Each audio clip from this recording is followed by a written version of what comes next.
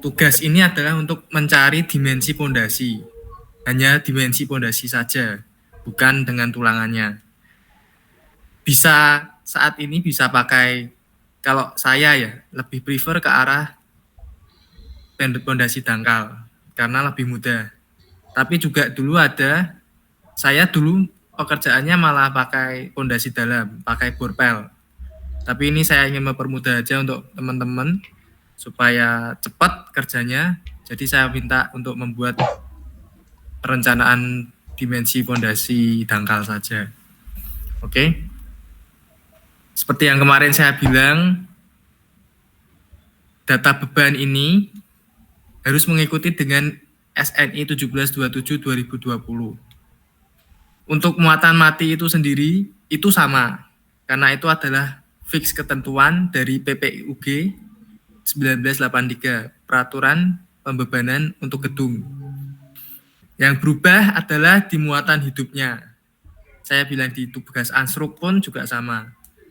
Ini ada perubahan mungkin hanya sedikit, tapi juga harus coba dilihat apa yang berubah. Karena saya juga belum sudah baca sedikit, cuman hanya ada perubahan pada beberapa tipe bangunan atau kegunaan bangunan. Coba nanti dicari, supaya juga bisa belajar apa aja yang berubah. Nah, dalam merencanakan suatu pondasi, pasti yang pertama kita harus mempunyai, pertama adalah gambar kerja, kemudian data tanah yang didapat itu yang dipakai dalam data tanah adalah direct shear untuk memperoleh sudut gesek dan kohesi tanah, serta soil test untuk memperoleh berat jenis basah tanah. Kemudian langsung saya lanjutkan. Data geometri bangunan ini didapat dari gambar kerja sampean, gambar kerja panjenengan semua. Tebal plat itu biasanya tetap rata-rata 12 cm. Ini saya buat meter ya.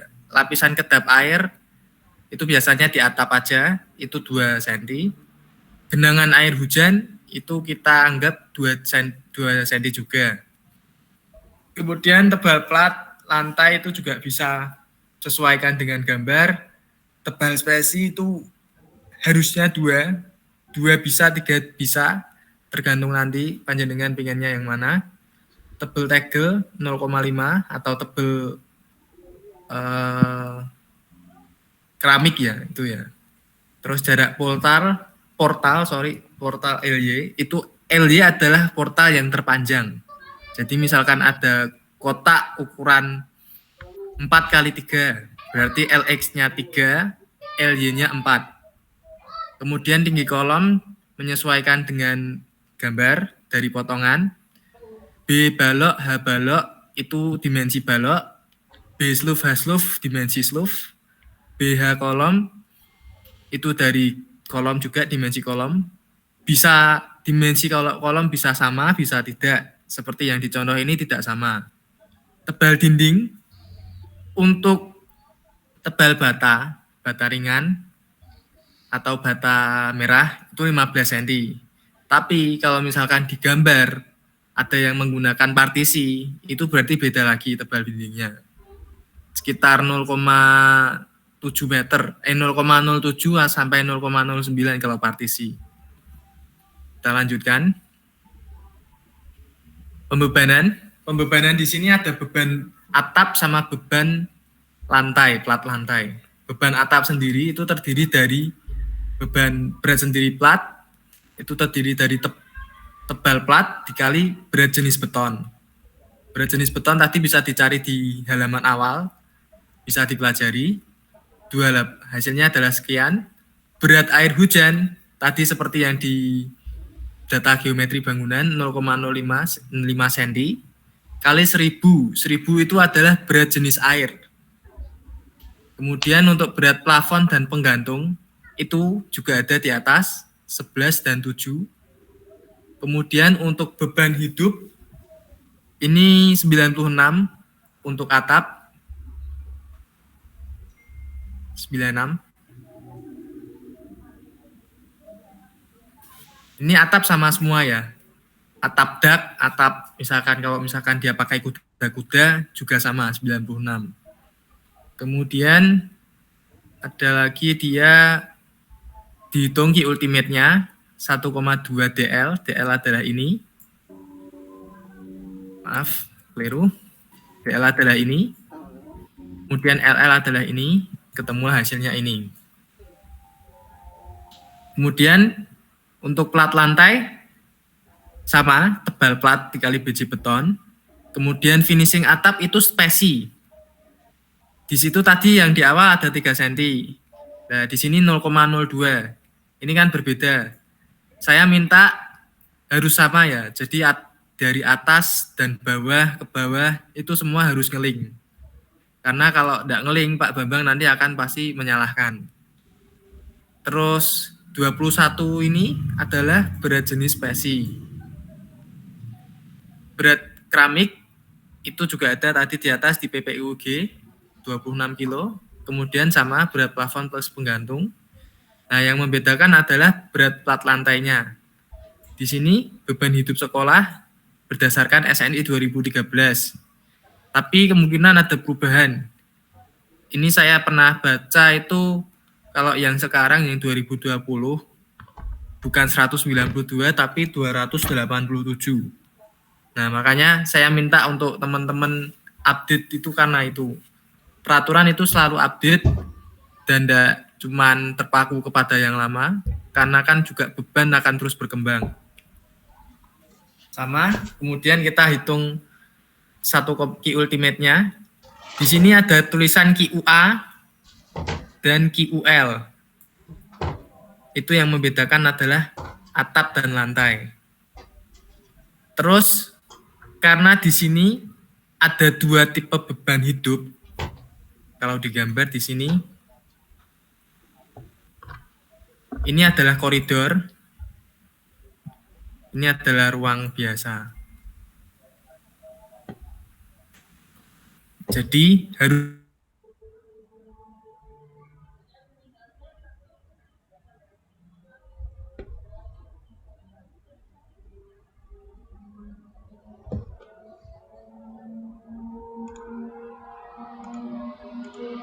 untuk lalu lalang orang. Sama, nanti ketemu hasilnya 1,2 tambah QL. Ditambahkan semua, hasilnya adalah ini. Ini adalah portal yang ditinjau. Bisa dikotain, bisa dipanah, tapi lebih baik dikotain. Karena dulu saya pertama kali maju ke Pak Bambang, saya pakai panah, pakai soal dari Asdos, itu disalahkan. Karena kalau menghitung portal, misalkan ini, yang dihitungkan tengah ini, maka plat lantai yang kena adalah 2 bagian, atas dan bawahnya kalau di sini. Terus kita lanjut, kita menghitung beban ekuivalen atap. Beban ekuivalen atap itu kita breakdown dulu. Setelah tadi dari awalnya seperti ini, beberapa tipe, kita breakdown, potong, kemudian masukkan ke sini, langsung ditulis SG1, SG2, SG3, SG4, begitu juga yang TP. Nah, ini yang membedakan, ini kan ada 2 tipe.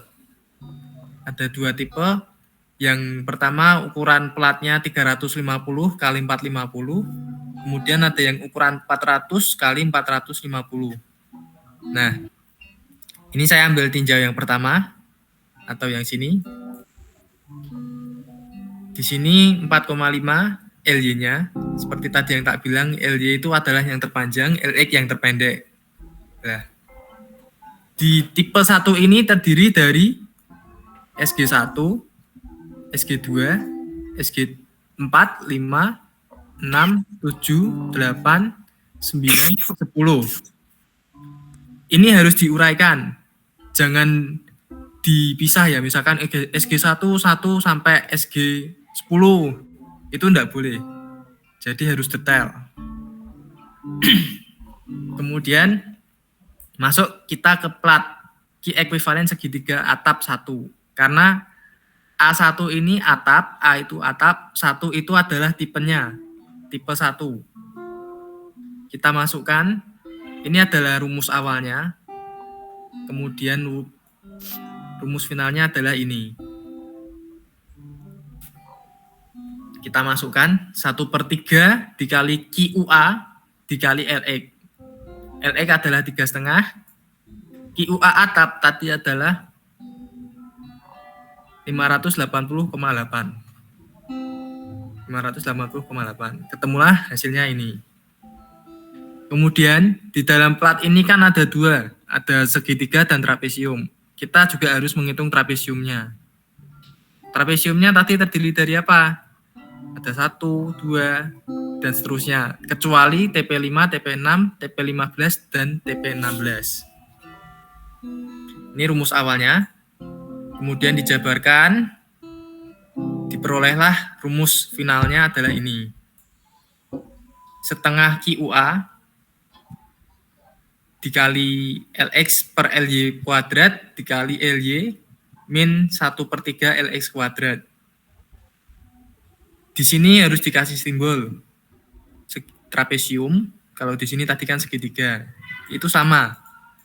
Intinya adalah menunjukkan kalau ini punyanya beban ekuivalen trapesium milik atap tipe 1. Maksudnya seperti itu. Jadi kalau misalkan besok ditanya, maksudnya apa? Ki ekuivalen segitiga A1. Itu beban ekuivalen segitiga untuk atap tipe plat 1, Pak. Sama halnya dengan yang trapesium. Di sini pun aslinya sudah ada. Sudah saya diberikan keterangan. Jadi biar teman-teman juga bisa langsung membaca. Sebenarnya yang ditanyakan Pak Bambang itu, ya udah di sekitaran ini aja. Tidak jauh-jauh. Tapi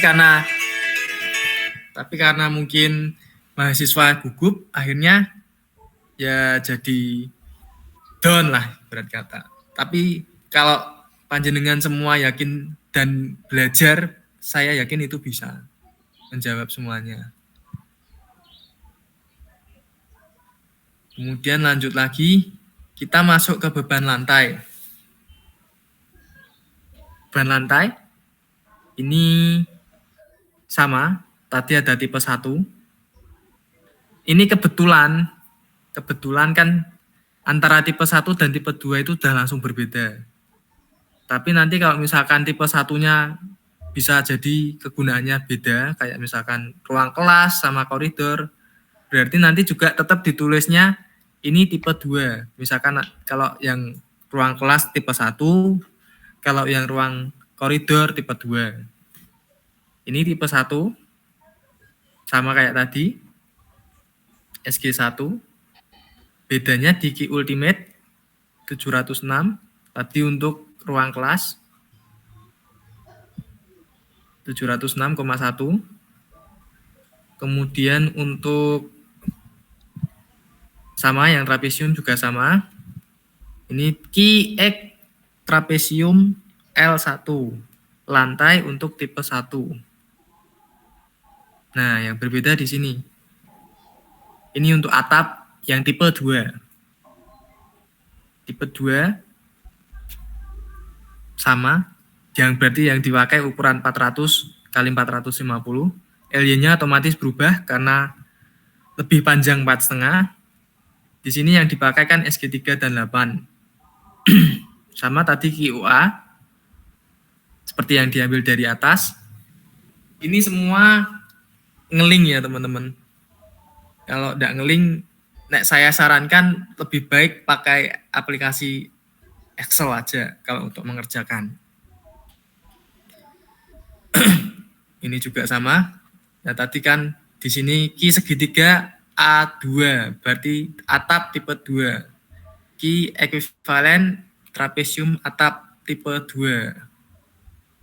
Kemudian yang lantai. Sama, ini ukurannya 4,5 LY-nya. Cuman yang membedakan adalah di Ki ultimate-nya. 1011,7. Ini tadi untuk koridor. Besok kalau misalkan ditanya, loh kok ini Ki ultimate-nya beda antara tipe 1 dan tipe 2? Karena tipe 1 untuk ruang kelas, kalau tipe 2 untuk koridor. Jadi jenengan langsung bisa buka, misalkan disuruh tanya, langsung buka ke halaman yang awal tadi, pembebanan. Ini Pak, ini kan untuk tipe bangunannya kan kegunaannya beda. Tuh. Terus kita lanjut lagi. Untuk trapesium sama. Sampai sekarang ada pertanyaan mungkin sebelum saya lanjutkan.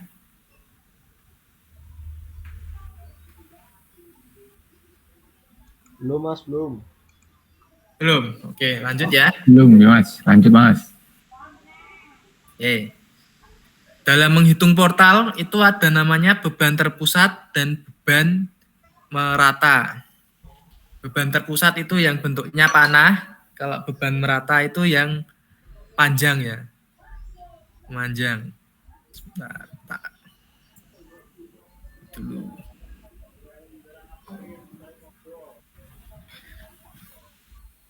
Beban terpusat itu beban yang memusat kepada titik kolom. Nah, di dalam beban terpusat itu yang dihitung cuma separuh. Makanya di sini ada L3. L3 itu adalah setengah dari L1 tambah setengah dari L2. Kalau misalkan L1 dan L2 berbeda, otomatis L3-nya juga berbeda. Ini kebetulan L1 dan L2-nya sama. Jadi L3-nya juga sama. Nah, untuk menghitungnya, di dalam 1P, contoh P1, itu yang kita hitung adalah, pertama adalah berat balok, dimensinya B kali H dikali L3, L3 ini, atau setengah dari L1 atau plus setengah L2, adalah 4,5, kemudian dikali gamma beton, ini logo gamma. Logo gamma itu sama dengan berat jenis beton, 2400. Hasilnya adalah demikian. Kemudian ada di sini adalah beban ekuivalen trapesium. Ada trapesium atap 1, TP1, harus disesuaikan namanya ya. Kalau misalkan membuat seperti ini, Pak Bambang tidak mau, misalkan kalau tipenya sama 111, itu tidak mau. Harus tetap 1 dan 2 berurut. Karena nanti akan ada perbedaan juga. Misalkan di contoh yang di P3, TP4 dan TP5, itu kan ukurannya berbeda. Otomatis beban hidupnya pun, ekuivalennya pun berbeda. Makanya tidak boleh dibuat sama ya karena itu.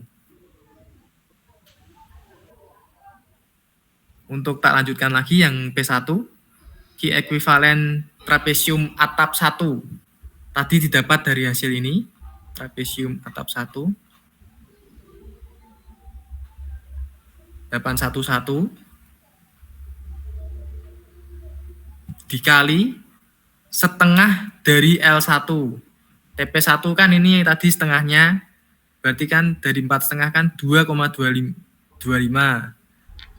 Karena ini sama, satu tipe, berarti ini juga sama, TP1 juga. Tapi dia di TP11, A1 TP11, sama 2,25. Hasilnya adalah itu. Kemudian P2, karena ini di sini terdiri dari atas, terdiri dari ini, balok tengah ini terdiri dari 2 plat, otomatis masuklah TP2, TP3, TP12, dan TP13. Jadi kalau di pojok tadi kan hanya 1 plat. Yang 1 plat berarti ya cuma 1 area ini aja. Tapi kalau misalkan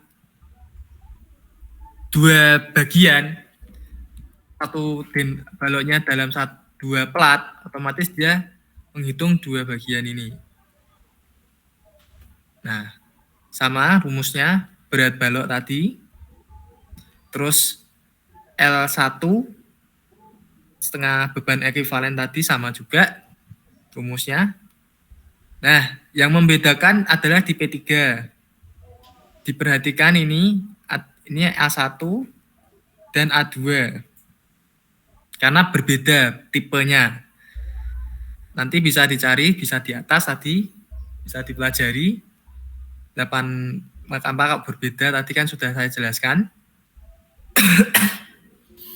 Terus sampai sini ada yang masih bingung? Aman, Mas. Oke, saya lanjutkan ya.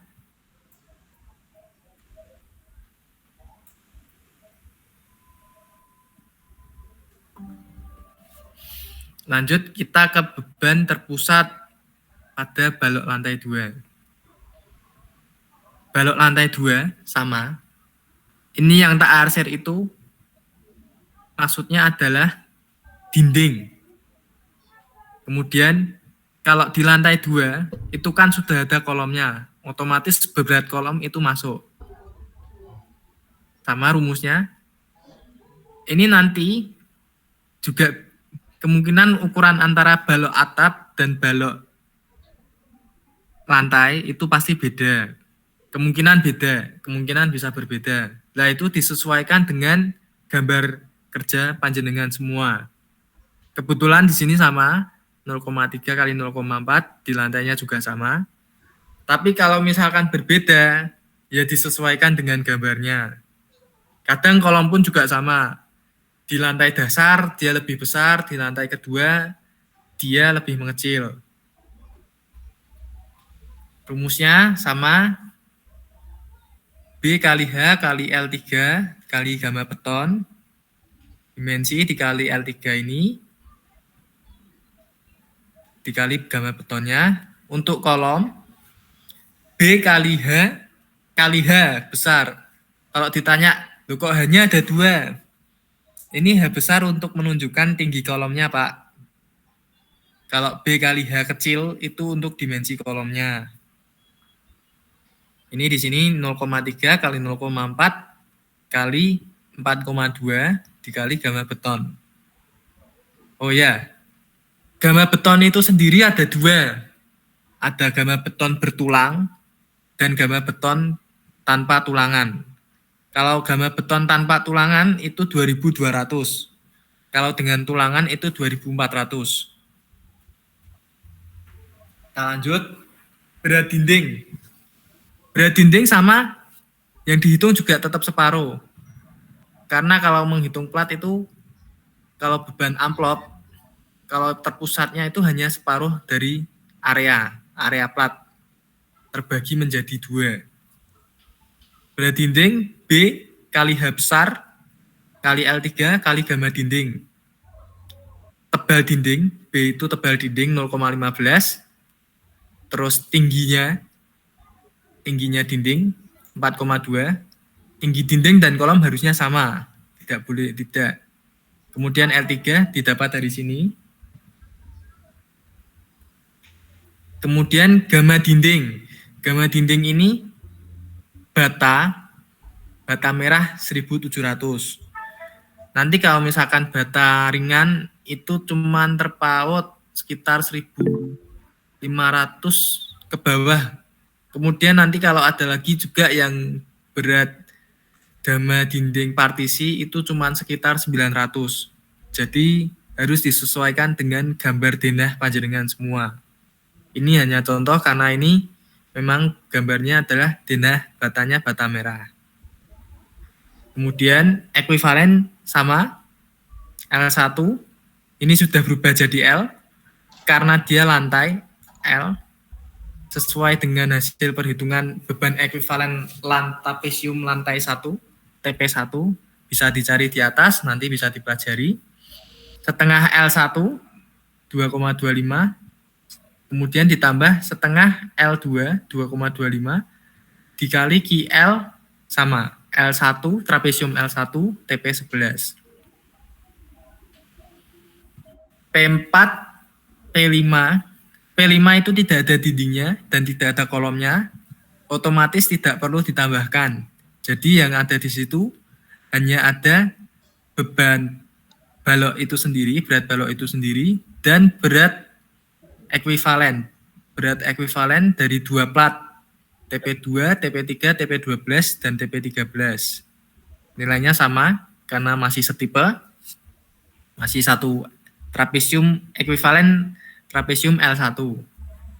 Di P6 itu sama kayak P4, ada balok, ada kolom, ada dinding. Yang membedakan adalah di tipe platnya. Yang atas ini adalah tipe 1, yang bawah ini adalah lantai tipe 2 atau yang tadi saya bilang koridor. Rumusnya sama, dikali setengah ini, cuman yang membedakan adalah berat ekuivalennya. Kalau lantai tadi 986,51, terus 1490, yang koridor 1490,49. Sampai sini ada pertanyaan? Belum, Mas, belum. Semua keterangan sudah saya masukkan ke sini. Jadi bisa belajar juga dari sini. Misalkan ada sesuatu yang kurang, misalkan kayak ini H, kayak H besar itu belum ada, itu bisa ditambahkan. Kemudian kita masuk ke slough. Slough itu kan tumpuannya tanah, tidak ada plat lantai. Jadi otomatis dia adanya berat slough B kali H kali L3, tapi tetap kalau terpusat tetap setengahnya dari L1 plus setengahnya dari L2 atau L3. Karena dia memusat ke kolom, ke tengah. Rumusnya sama, ini tapi tanpa plat ya, tanpa beban ekuivalen plat ya. Karena dia menumpuk ke tanah. Slough itu menumpuk ke tanah. Kecuali kalau misalkan bangunan itu basement, otomatis pasti dia ada plat lantainya. Sama, berat dinding dan berat kolom. Bisa dibaca seperti yang penjelasan tadi di awal, yang di lantai 2. Terus yang perbedaannya adalah di P8.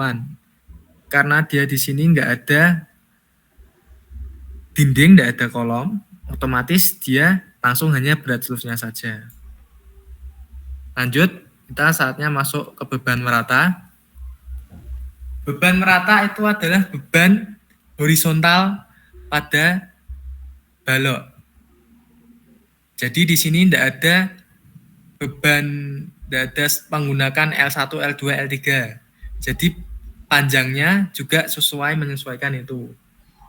Tidak ada mengalihkan dengan panjang. Jadi langsung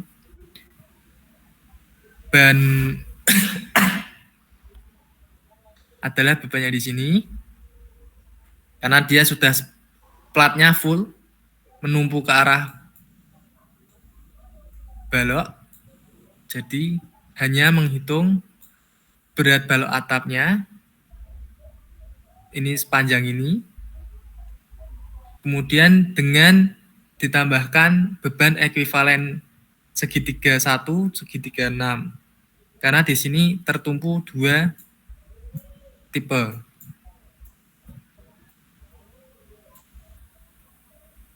Di sini hasilnya adalah ini di sini ditambahkan, tapi kok di sini dikalikan. Karena ini bentuk dan tipenya sama dan hasilnya sama. Otomatis dikali 2. Tapi kalau misalkan ini berbeda tipe, antara atas dan bawah berbeda tipe, otomatis ini juga harus ditambahkan. Karena nilainya juga berubah dan berbeda. Karena ini nilainya sama, maka dikali 2. Lanjut lagi, yang portal bab atap Q2, ini yang membedakan adalah tipe nilai berat bebannya. Kalau di sini tadi segitiga A1, ini segitiga A2. Sampai sini ada pertanyaan? Beban merata?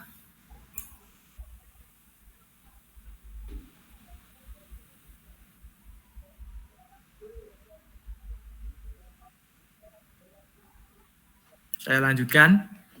Untuk berat portal merata lantai kedua. Di sini ada 3 jenis. 3 jenis dan 3 nilai Q. Ada Q3, Q4, dan Q5. Sama, cuman yang membedakan adalah segitiga L1 yang digunakan kalau lantai untuk lantai, kalau atap untuk atap. Jadi sudah dipisahkan, ini ada L dan tadi di sini A. Rumusnya sama, berat baloknya dikalikan dengan dimensi kali gamma beton, kemudian ekuivalen lantainya didapat dari hasil di atas, karena sama dikali 2, tapi kalau beda harus dijumlahkan, disesuaikan. Kemudian langsung ke Q4, ini perbedaannya adalah di tipe beban tipe lantai 2-nya. Kemudian yang Q5 itu ada tambahan dinding. Jadi kalau di sini tidak ada L2, jadi itu sepanjang portal atau sepanjang platnya, plat yang ditinjau. Misalkan kayak di Q5, berarti panjangnya ya sepanjang itu, beratnya sepanjang itu. Tebal, rumusnya tebal kali tinggi dikali gamma dinding. Gamma dinding seperti yang tak bilang tadi, menyesuaikan dengan dinding yang kalian pakai pada gambar. Karena dinding bata merah, dinding bata hebel atau bata ringan, kemudian dinding partisi itu berbeda-beda. Kalau misalkan di contoh saya tidak ada, teman-teman bisa cari lewat PPUG atau mungkin bisa dari aturan-peraturan yang lain. Nah, di sini beban portal pada sloof. Di sini tidak ada beban sloofnya, otomatis kita tidak menghitung. Tapi kalau menghitung, otomatis kita menghitungnya juga sama. Misalkan di sini kalau ada dinding ya, ada sloofnya. Berarti berat sloof sendiri, terus ditambahkan dengan tidak ada berat ekuivalen ya, karena sloof itu menumpuk ke tanah. Pertama berat sloof sendiri, kemudian yang kedua adalah kalau misalkan di situ ada dinding, ditambahkan dengan beban dinding. Kalau tidak ada, ya berarti kosong seperti ini. Karena kadang sloof itu kan memang dibuat lebih lebar, kecuali balok. Karena balok menumpuk untuk plat lantai. Lanjut. Nah, di sini adalah penggambaran beban portalnya. Kenapa kok ini bentuknya tinggi pendek? Jadi itu menyesuaikan dengan berat hasilnya tadi, hasil perhitungan Q-nya, beban meratanya. Kalau beban terpusat kan cuma dia memanah seperti ini. Nah, di sini juga harus diperhatikan, disesuaikan dengan gambarnya. Di sini ada kolom. Jadi harus menyesuaikan gambar kerja juga. Kemudian, sudah paham sampai sini? Paham, Mas. Oke, saya lanjutkan. Kita langsung masuk ke sub. Untuk subnya sendiri, tidak perlu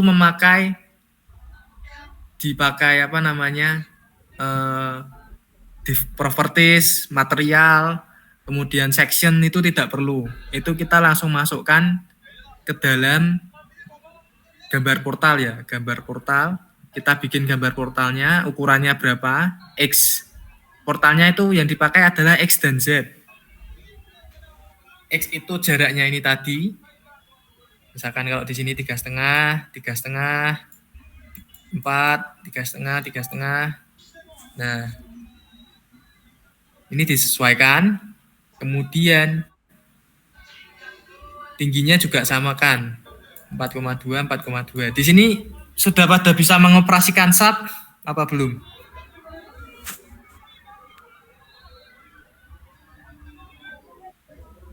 Halo? Insya Allah, Mas. Sedikit, Mas. Ini subnya simple, bukan yang sub yang ribet, yang maksudnya yang harus menghitung, memasukkan section properties, harus memasukkan material, harus memasukkan beban gempa, kombinasi beban, itu enggak.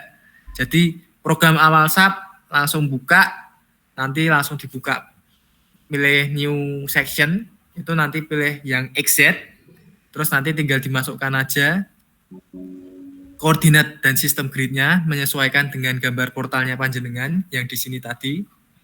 Kemudian kita langsung masukin bebannya. Di sini input beban terpusat, tinggal ngikutin di sini aja. Oh, beban terpusatnya di sini 4947, tinggal disesuaikan.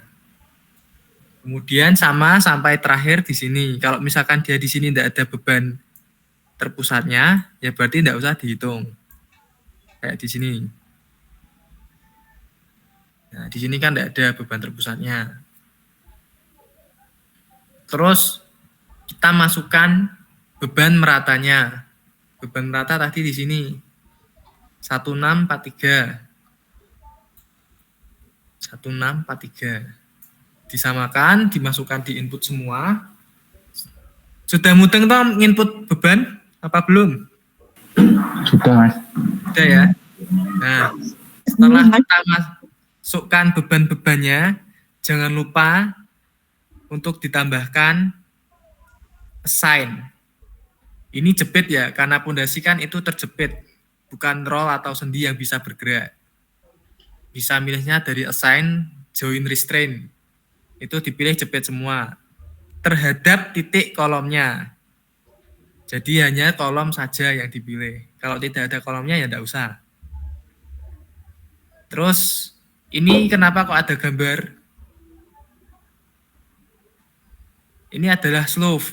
Walaupun tidak ada slope-nya tetap harus digambar.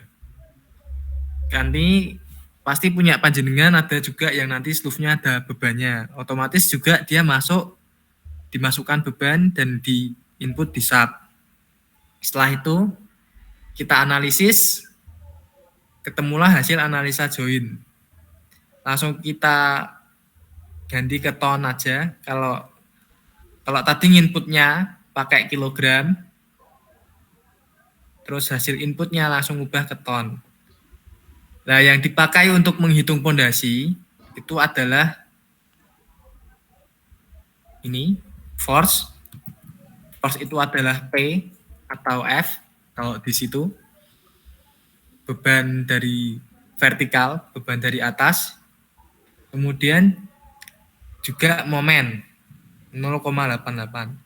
Momen itu nanti berhubungan dengan perhitungan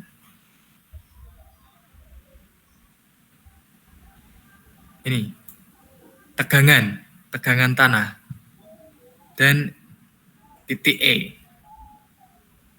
Titik E itu eksentrisitas. Oke. Sudah paham sampai sini?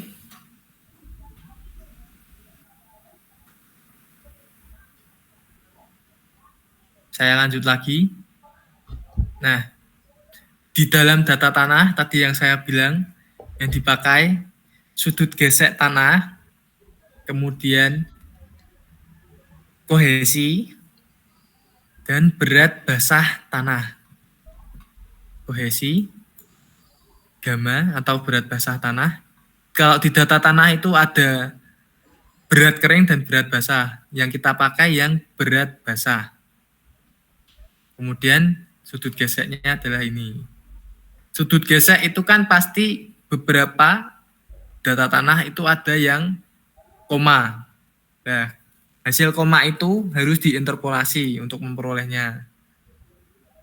Ini pertama tabel faktor dukung tanah dari Terzaghi. Terzaghi itu ahli pondasi atau ahli tanah geologi. Bisa ada di bukunya. Di sini kan ada 10,13 itu di antara 10 dan 11. Ada nilai NC, NQ, dan N gamma. 10,13. Nilainya NC 10 adalah 9,61, nilai NC 11 adalah 10,16. Sama? Nah, kita interpolasi karena 10,13 ini mendekat ke arah 10, maka rumusnya adalah X per 10,13 dikurangi 10. Ini nilai atas. Ini yang dicari. Kemudian 10,2 atau 10,16 ini untuk sini. Kemudian 9,61 di sini. Ini adalah hasil interpolasi. Jadi yang atas itu menunjukkan nilai NC-nya, yang bawah itu adalah nilai sudutnya. Untuk mencari X, kemudian ketemulah X 0,715. Nah, karena ini 10,13 mendekati dengan 10, maka nilainya NC 10 derajat 9,61 ditambah hasil X. Tapi kalau misalkan ini 10,13 mendekati 11, nilainya sudut gesek misalkan 10,8, 10,9, itu berarti nilai NC ini yang terbesar dikurangi dengan hasil X. Sampai sini paham?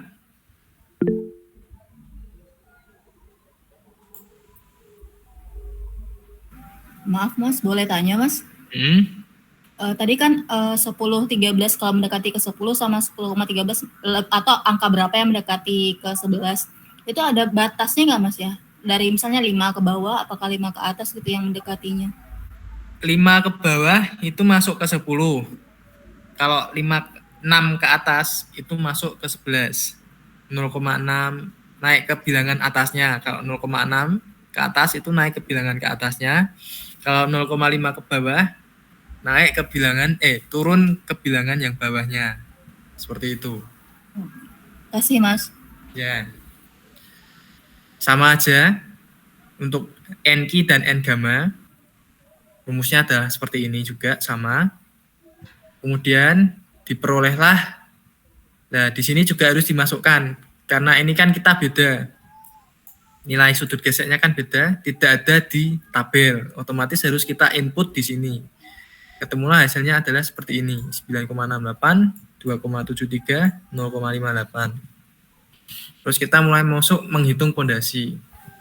Perhitungan pondasi yang dipakai beban yang paling besar atau P tadi dari hasil analisa SAP. Pembulatan misalkan ini di sini 67,126. Kalau untuk perencanaan itu tidak ada pembulatan yang ke bawah. Pembulatan selalu ke atas. Dan harus nilainya genap. Misalkan 67,126, tidak boleh 67,5, tapi langsung 68.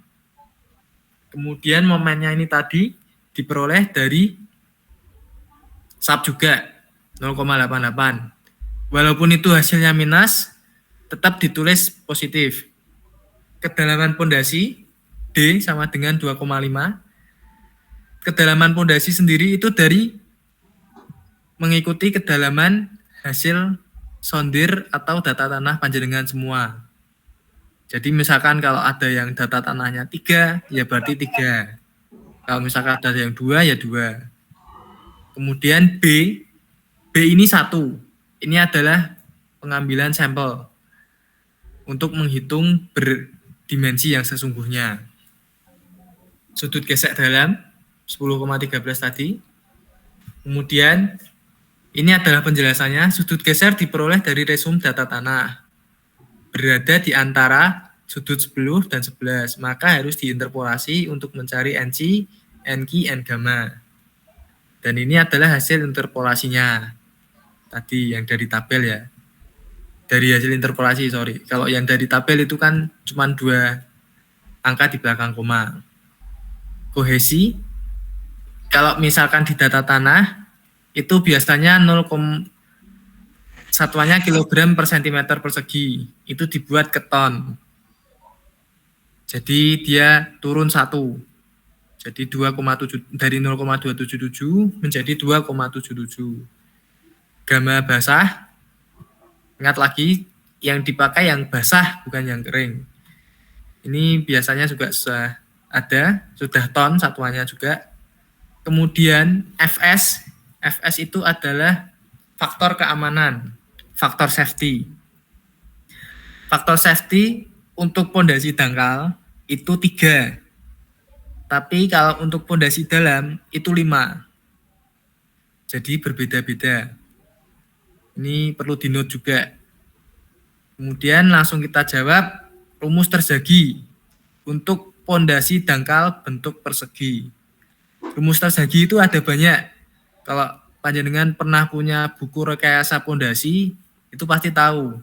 Ada yang bentuk lingkaran, ada yang bentuk penerus, ada yang bentuk persegi panjang. Nah, itu rumusnya beda-beda. Ini yang dipakai yang bentuk persegi. Kalau misalkan panjenengan pengen beda, ya enggak apa-apa. Misalkan pengen pakai persegi panjang, apa pengen pakai lingkaran, saya persilahkan. Itu tidak ada masalah. Rumusnya ini 1,3 kali C kali NC ditambah gamma kali D kali NQ ditambah 0,4 kali gamma kali B kali N gamma. C tadi kohesi, D itu kedalaman pondasi, B itu tadi lebar pondasi untuk percontohan, untuk pengambilan sampel. Kemudian langsung kita hitung, ketemulah hasilnya ini. QU-nya adalah 46,256. Kemudian kita menghitung tegangan izin tanah. Tegangan izin QU dibagi Fs atau faktor keamanan. Ketemulah hasilnya 15,4168. Kemudian langsung kita masuk ke menghitung dimensi pondasi. Rumusnya tegangan izin IT sama dengan P per A. Maka diubah dikali silang A sama dengan P bagi tegangan izin. 68 tadi adalah beban ini. P itu tadi dari SAP 68 ton setelah pembulatan ke atas dibagi dengan Q tegangan izin. Ketemulah 4,41 meter persegi. Itu baru luasnya, belum dimensinya. Karena di sini saya persegi, maka di sini pakainya langsung B sama dengan akar dari A atau luasan. Ketemulah hasilnya 2,1006. Ini juga pembulatan harus ke atas. Misalkan 2,1 ya berarti harus 2,2. Kalau misalkan 2,25 berarti ya 2,3. Supaya menghasilkan tegangan yang aman di sini.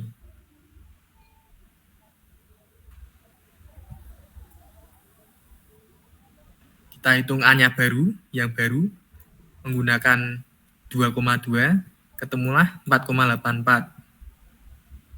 Nah, ini kan juga kadang mahasiswa kurang teliti. 2,0 di sini dalamnya 2,5. Nah, itu harus sama dan sesuai. Karena Pak Bambang teliti banget. Mungkin kalau saya ngecek kadang juga bisa kelewatan. Tapi kalau sama Pak Bambang itu sekecil apapun pasti dia tahu ada kesalahan.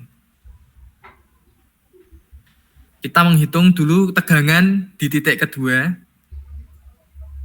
Sebelumnya kita menghitung titik eksentrisitas dulu. M dibagi P 0,88 tadi dari nilai SAP dibagi 68. Hasilnya adalah titik eksentrisitasnya 0,0129 dari tengah. Nah, syarat dari E adalah E lebih kecil daripada B per 6.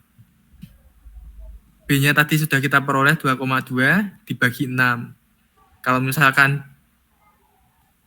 ini aman, nilai E-nya lebih kecil dari B per 6, maka bisa dilanjutkan untuk menghitung tegangan. Tapi kalau misalkan itu tidak aman, berarti pondasi harus dibesarkan. Lebar pondasi atau B-nya itu harus dibesarkan. Terus langsung kita masuk ke tegangan. Tegangan itu rumusnya P per A dikali 1 plus minus 6 kali E per B harus lebih kecil daripada tegangan izin. Di Q2, tegangan 2 itu adalah plus, karena lazimnya tegangan kedua lebih besar daripada tegangan 1. Jadi di sini plus. Dan yang tegangan 1 dia minus. Ketemulah hasilnya, ini harus lebih kecil daripada tegangan izin. Kalau misalkan oke, berarti langsung bisa dimasukkan. Dan yang tegangan 1 juga dicek, sudah sama, berarti bisa masuk. Kemudian tegangan 1 harus lebih kecil dari tegangan 2. Didapatlah, karena ini oke, tegangan 1 dan tegangan 2 lebih kecil, maka oke, kondisi lazim. Kemudian digambarkan seperti ini. Sampai sekarang masih ada yang bingung? Atau mungkin ada pertanyaan?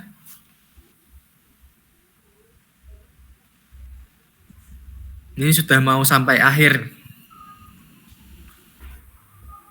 Ada pertanyaan? Sementara belum. Mas, Ya. Mas maaf. Tadi kan masuknya terlambat. Kapan-kapan diulangin lagi bisa, Mas? Teman-teman juga banyak yang belum join. Ini tadi udah di screen recorder ya, Mas? Sama Mas siapa tadi, aku lupa. Ya Mas, itu tak screen recorder, tapi kan paling nggak bisa dilewat WA ya Mas. Paling Ya, besok pagi tak upload di YouTube, nanti linknya tak kirim ke grup Mas. Ya, gitu enggak apa-apa. Bisa lewat YouTube aja. Mas. Jadi lebih enak. Jadi penjelasannya langsung bisa teman-teman pada tahu semua. Iya Mas. Nah, Siap, Mas. Terima kasih. terus lanjut, tadi seperti yang tak bilang, ini kita cuma menghitung dimensi pondasinya aja. Jadi tidak ada penulangan. Jadi gambar beton, misalkan kayak kolom, beton ya cuman digambar arsiran beton aja. Kemudian ini slope itu juga gambar itu 220 itu dimensinya. Ini kolomnya, dimensi kolomnya, dimensi slope-nya. Nah, ini juga salah nih, 30/50. Padahal tadi dihitungan, nah, enggak usah jauh-jauh. Nih, di sini aja 30/40. Nah, itu harus diperhatikan detail-detail kecil yang sebenarnya sepele, tapi bisa bikin salah ketika maju. Saya jujur aja kalau misalkan memperhatikan detail-detail kecil itu kurang begitu, tapi Pak Bambang pasti akan detail banget.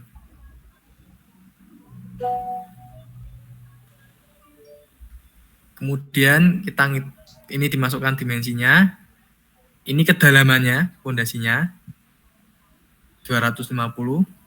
Kemudian ini lantai kerja 10 dan pondasi plat betonnya 40. Ini dimensi pondasinya. Sudah selesai. Nanti setelah ini juga ada laporannya. Laporan ya teori, cuman teorinya aja. Per bab, jadi nanti bab sesuai nomor pertanyaannya. Ini kan bab pembebanan itu berarti bab 2. Terus nanti sub itu nanti masuknya ke bab 3. Terus perhitungan pondasi mulai dari sini itu bab 4. Nanti ada bab 5 juga untuk penutupnya. Nanti saya share untuk laporan teorinya. Jadi panjenengan bisa ngedit sendiri. Saya kasih format Word-nya. Sampai sini sudah selesai. Ada yang dipertanyakan? Maaf Mas Sayo, ini untuk bahan materi ini bisa di-share nggak Mas? Sudah tak share. Oh sudah. Oke Mas, makasih Mas. Sudah tak share di grup Rekpon. Atau baru masuk Mas? Baru masuk ke grup oh? Kurang nyimak mungkin Mas, maaf. Udah saya share. Nanti saya share lagi yang untuk apa namanya? Yang laporan teori pondasinya. Nanti bisa di-share, saya share. Mungkin setelah ini nanti saya share. Siap, Mas. Oke.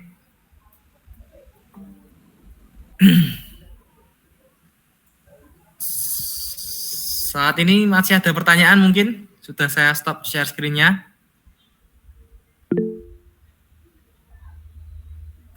Ya, Mbak. Maaf izin bertanya Mas.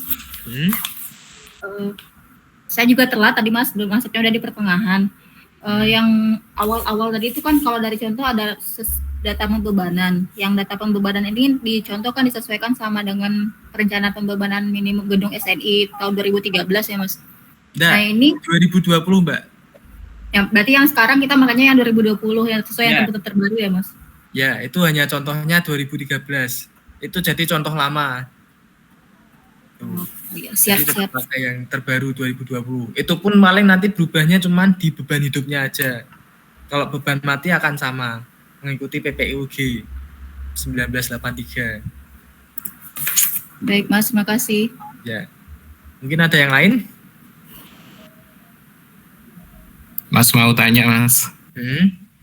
Kalau soal darat tanah kan berarti kita butuh sonder sama berat jenis tanah ya Mas? Ya. Nanti Ya, aja, langsung masuk biasanya yang dipakai kan soil test, kemudian sonder itu tadi, kemudian dan direct shear. Nanti bisa langsung ketemu di satu halaman di resume hasil laboratorium tanah. Biasanya ada di situ, langsung ketemu semua. Gitu. Oke. Masih ada pertanyaan? Karena waktunya sudah selesai, saya cukupi aja. Terima kasih untuk perhatiannya, semoga bermanfaat.